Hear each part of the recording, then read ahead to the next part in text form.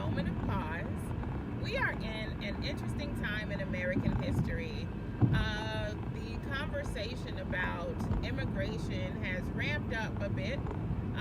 To be clear, though, we've always, since the beginning of American history, we've always had concerns about immigration. So concerns about immigration is not a new phenomenon, although during different periods of time we've been concerned about immigrants from different countries or different regions of the world. It just so happens that right now we're concerned about immigrants from Latin America. The conversation about immigrants, though, and immigration tends to remain the same. During periods of economic growth, we welcome immigrants. During periods of economic concerns or economic distress, we don't welcome growth as much. However, also interestingly enough, currently the conversation about immigrants and immigration is not necessarily reflective of the wishes of the people. Additionally, we have always had about 33%, between 33 and 35% of immigrants who come into the U.S.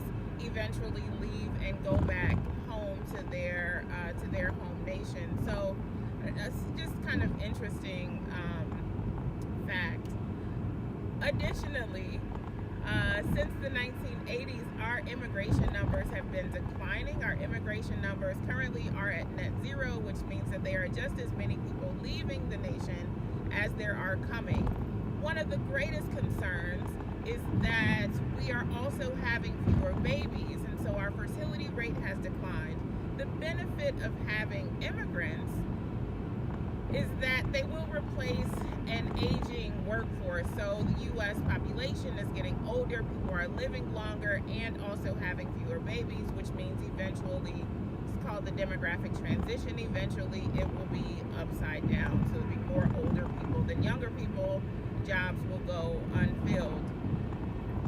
So it's really kind of an interesting moment in American history.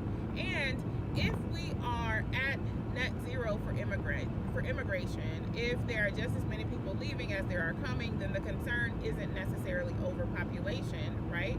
We are concerned with the population getting larger. We are concerned with something else, and we should ask ourselves, why is it that we are having this conversation in this moment?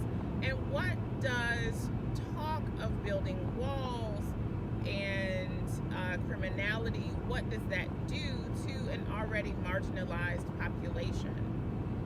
How does that impact not just those who are marginalized, but those also who don't experience marginalization? Because it will, and it does have a definite impact on everyone within the society. And so as we are within this moment, we should be asking ourselves some very critical questions about race and ethnicity and expulsion and ethnic cleansing, and what do these things look like and how do they begin?